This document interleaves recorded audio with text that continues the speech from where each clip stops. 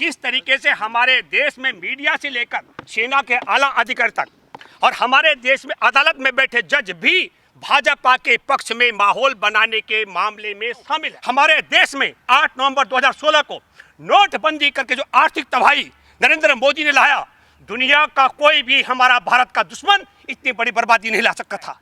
क्या देश के साथ गद्दारी करने वाले नरेंद्र मोदी ने हमारे देश के शहीदों की शहादत को अपमान किया, झूठ बोल करके देश का गद्दारी की, 76 अधमरे जवानों के विषय में झूठ बोला, तो इस गद्दार के साथ क्या हमारे देश के आला अधिकारी भी मिलकर हैं क्या? अजीत डोभाल ने चीन के विदेश मंत्री से कौन सा सवाल समझौता किया, वो पब्लिक के बीच में आना चाहिए। जब हमारे देश के जवानों की लाश आई और चिता जल रही थी और प्रधानमंत्री कहता है ना कोई घुसा है ना घुसाया है, तो क्या सैनिकों ने आपस में मारा क्या किसी को आपस में? क्या हमारे देश की सेना आपस में लड़ी क्या? आपके सवाल का जवाब है।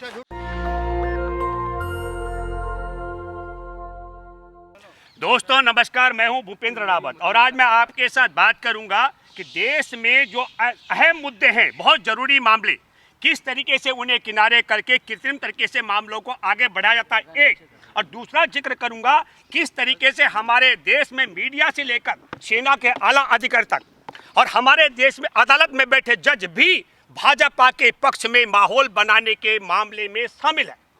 पहला मैं जिक्र करूंगा आपसे, आप सब लोगों ने देखा होगा कि गुजरात के दूसरे चरण के चुनाव के बीच में नवंबर का मैं जिक्र कर रहा हूं, 22 नवंबर का, हमारे देश के उत्तरी कमांड के in charge major general Upendra Dwivedi ऐलान करते हैं, चुनाव के बीच में ये ऐलान करते हैं कि हम पीओके को वापस लेने के लिए तैयार हैं। और ये ऐलान तब होता है जब दूसरे चरण में गुजरात के मतदाताओं को प्रभावित करना होता है। आपको बताता हूं, 1994 में हमारे देश की संसद में पीओके को वापस लेने का प्रावधान पारित हो चुका था, प्रस्ताव 1994। 26 जनवरी 2022 को मेजर जनरल उपेंद्र द्विवेदी उत्तरी कमांड के इंचार्ज बन चुके थे। क्या कारण है कि उपेंद्र द्विवेदी चुनाव के बीच में इस प्रकार का बयान देते हैं? मैंने कहा यह फील्डिंग है भाजपा के पक्ष में चुनाव जिताने का। हमारे देश में 2 राज्यों का, गुजरात और हिमाचल का चुनाव होता है। चुनाव की गणना 8 दिसंबर को की जाती है, लेकिन चुनाव की तिथियों की जो ऐलान है हिमाचल का 15 अक्टूबर को और गुजरात के चुनाव का 3 नवंबर को होता है। और बड़ी रोचक बात है कि गुजरात जैसे राज्य के भी 2 चरणों में चुनाव होता है और मुख्य चुनाव आयुक्त राजीव कुमार ऐलान करते हैं 10 नवंबर को। क्या कहते हैं? हम एक देश और एक चुनाव के लिए तैयार है। यह भी जानबूझकर षड्यंत्र के तहत जो चुनाव आयोग, जो मुख्य चुनाव आयुक्त एक अकेले गुजरात राज्य का चुनाव एक दिन में नहीं करा सकता हो, जो 2 राज्यों की गणना एक साथ कराने की ताकत रखता हो लेकिन ऐलान नहीं कर सकता हो, वो कैसे करेगा देश में एक राज्य एक चुनाव की बात? ये भाजपा के पक्ष में फील्डिंग का मामला है। मैं तीसरा जिक्र करता हूं, हमारे देश में 8 नवंबर 2016 को नोटबंदी करके जो आर्थिक तबाही नरेंद्र मोदी ने लाया, दुनिया का कोई भी हमारा भारत का दुश्मन इतनी बड़ी बर्बादी नहीं ला सकता था। लेकिन देखिए आप, 8 ही नवंबर 2022 को दिल्ली की दूसरी निर्भया, उसके बलात्कारी, बर्बरता करने वाले, तेजाब से जला डालने वाले, उनको बाइज्जत बरी कर जाता है। ये मैं इसलिए कह रहा हूं ताकि उस आर्थिक तबाही की सुनामी से पूरे ध्यान को बदली कराने का षड्यंत्र है, सुप्रीम कोर्ट ने किया। और फिर मैं कृत्रिम मुद्दों की बात करता हूं। राजधानी दिल्ली में, यहां से शुरू करता हूं कैसे है। राजधानी दिल्ली का हौस खास मेट्रो स्टेशन 240 फीट जमीन के नीचे है, भूमिगत 240 फीट की गहराई पर है। वहां पर स्टेशन में लोग आते जाते शौच का उपयोग करते हैं। आलीशान स्टेशन बना हुआ है जमीन के नीचे। असली मुद्दा यह है, मैं सवाल से कर रहा हूं कि राजधानी दिल्ली की 50 लाख से ज्यादा अनाधिकृत कॉलोनी में आबादी रहती है। 50 लाख आबादी दिल्ली की अनाधिकृत कॉलोनी में, जिनमें भूमिहीन और सबसे बड़े असंगठित क्षेत्र में काम करने वाले मजदूर हैं। राजधानी दिल्ली का मैं दावे से कह रहा हूं, असली मुद्दा क्या है? जिन अनाधिकृत कॉलोनी में पीने का पानी की आपूर्ति हो रही है, वहां विकास के नाम पर जो तोड़फोड़ की गई नालियां बनाने की, तो मल मूत्र का नाला, पाइप और पानी का पाइप एक साथ जुड़ करके पूरी अनाधिकृत कॉलोनी के लोग जहां जहां ये विकास कार्य कर रहे हैं, मल मूत्र युक्त पानी पी रहे हैं। एक मैं दूसरा जिक्र कर रहा हूं, ये जो मैं हौस खास के मेट्रो स्टेशन की गहराई की बात बता रहा हूं। राजधानी दिल्ली में आबाद गरीबों के घरों को सड़कें ऊंची करके, नालियां ऊंची करके कुओं में तब्दील कर दिया गया है। ये बड़ा मुद्दा था, बड़ा मुद्दा था कि मलमूत्र का पानी क्यों दिल्ली सरकार विवश कर रही है अनाधिकृत कॉलोनी के 50 लाख ज्यादा आबादी को पीने के लिए। बड़ा मुद्दा था कि इस आधुनिक युग में जहां जमीन के नीचे 240 फीट से ज्यादा गहरी सुरंग में तब तमाम सुविधाएं हौस खास जैसे मेट्रो क्षेत्र हो सकती हो, तो जमीन के ऊपर बने हुए घरों को कुओं में तब्दील करने का षड्यंत्र क्यों किया जा रहा है? असली मुद्दा यह था। लेकिन मुद्दा क्या हुआ कि नहीं साहब, एक पहाड़ है कहीं कूड़े का, उस ओर ध्यान दिलाने का। मैं आपके माध्यम से पहले मेजर जनरल उपेंद्र द्विवेदी को बताना चाहता हूं और आपके माध्यम से देशवासियों सुनिए। 1962 में 80,000 सैनिक थे चीन के, और हमारे 10-12 हजार सैनिकों ने लाठी और डंडों से भी पीट कर भगाया था। आपको मैं बताना चाहता हूं, गलवान घाटी जहां अक्साई चीन, जहां बर्फ का इलाका शुरू होता वहां तक खड़ा था।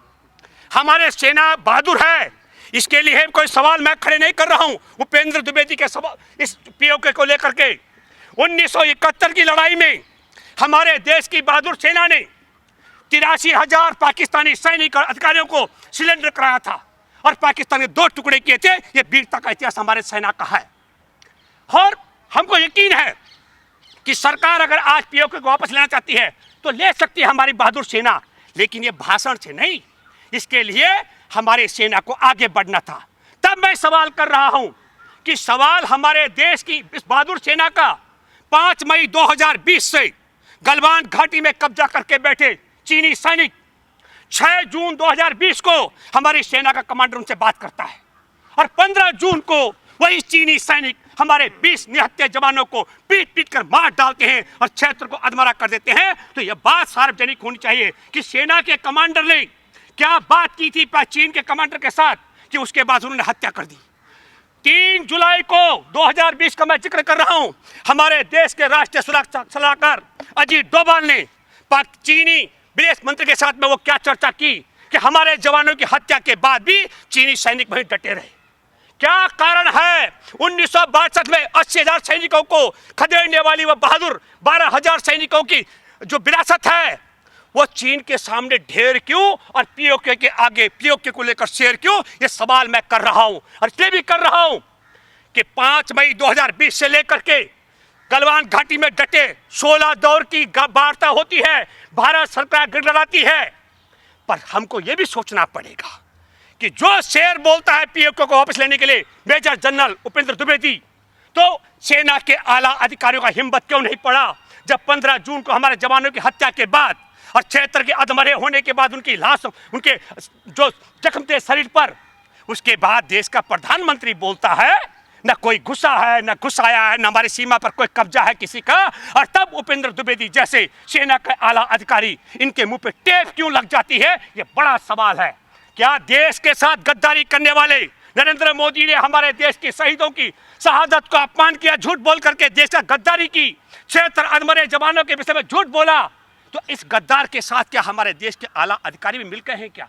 मैं इसलिए कहना चाहता हूं मेरे प्यारे देशवासियों, भुखमरी के मामले में हमने अफ्रीकी देशों को पछाड़ दिया है। भुखमरी के मामले में, बेरोजगारी के मामले में 45 साल का रिकॉर्ड तोड़ दिया है।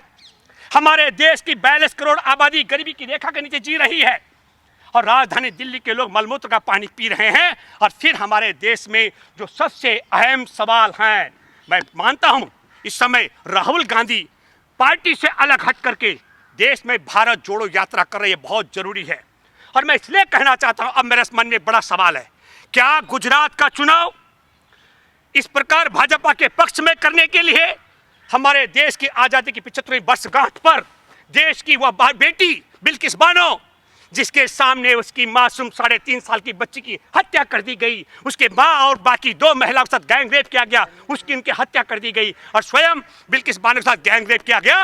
और उसके बाद देश की आज़ादी की 75वीं वर्षगांठ पर देश में दंगाई बलात्कारी हत्यारों को रिहा करके अगर गुजरात के लोगों ने बिल्किस बानो के बलात्कारियों को, दंगाइयों को और बच्चों की हत्या करने वाले दंगाइयों को अगर उनकी रिहाई पर वोट दिया है तो यह शर्म की बात है।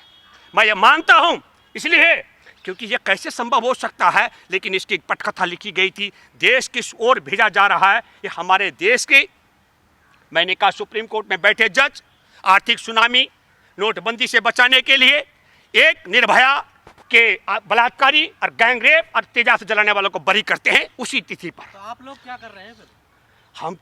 अरे भाई हम तो बोल ही रहे हैं, हम बोल सकते हैं, कल हम बोल भी सकते हैं, बोलते हैं।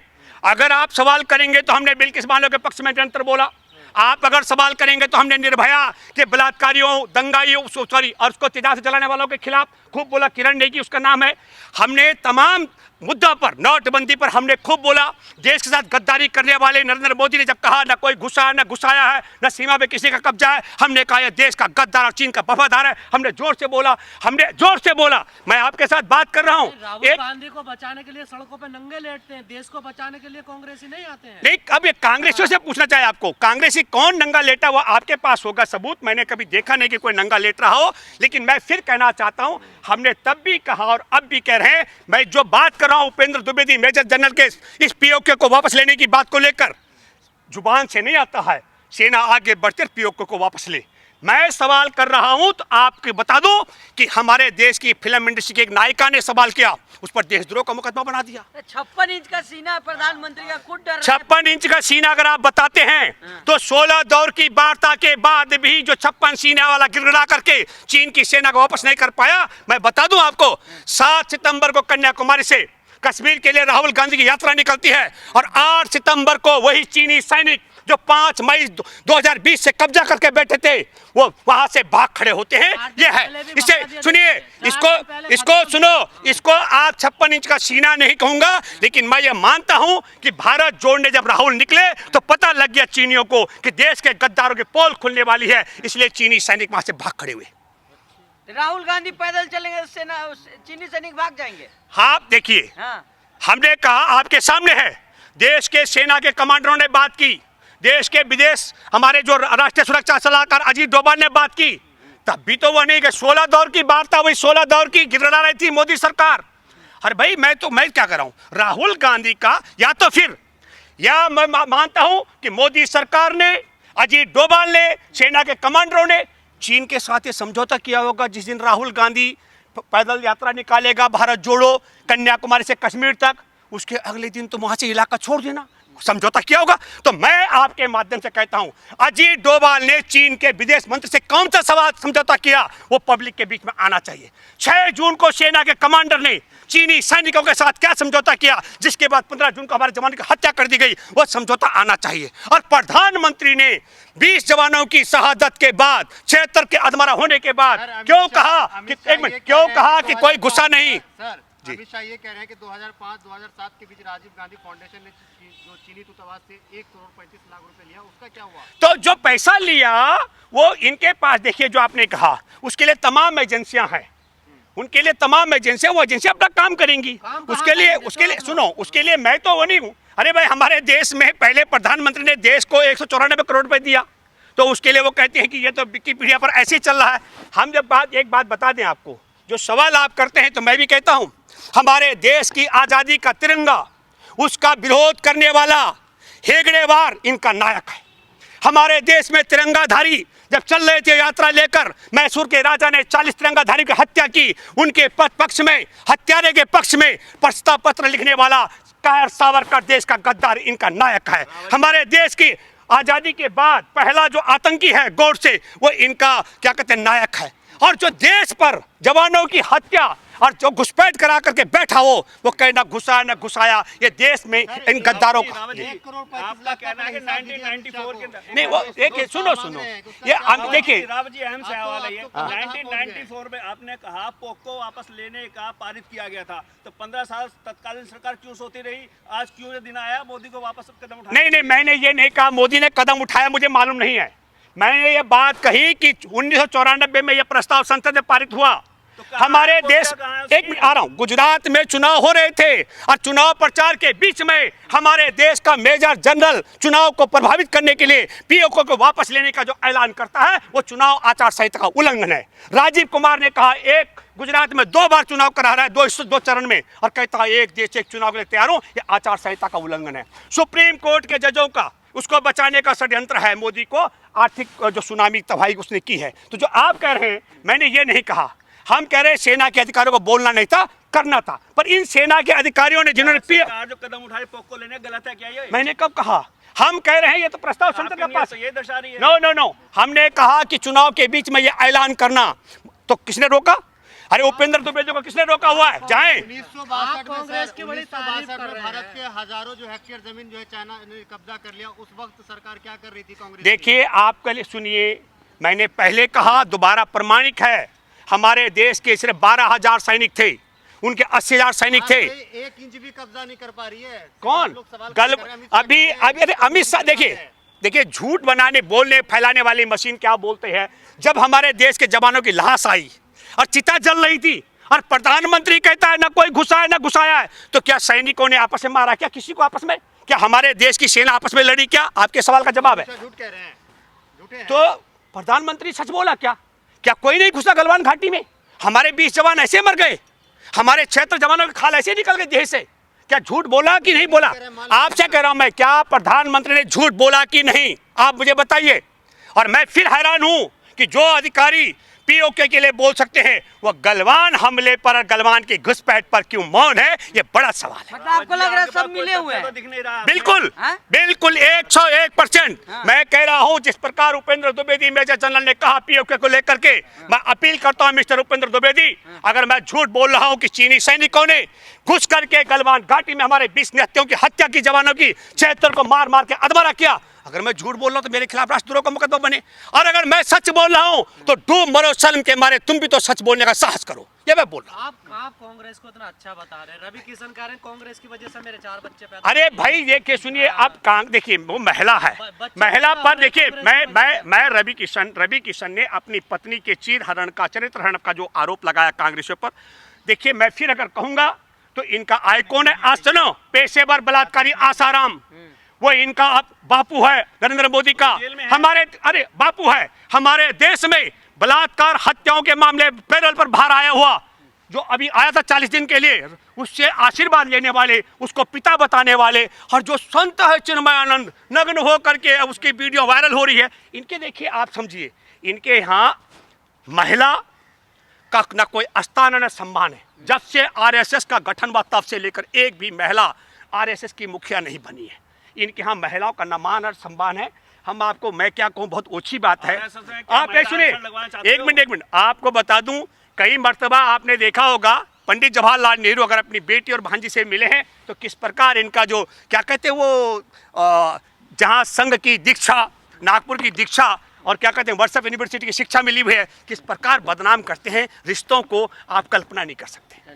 नेशनल दस्तक की आपसे गुजारिश है कि अगर इसको बचाना चाहते हैं तो नेशनल दस्तक को सब्सक्राइब करने के लिए रेड कलर के सब्सक्राइब बटन को दबाएं, फिर बेल आइकन की घंटी दबाएं।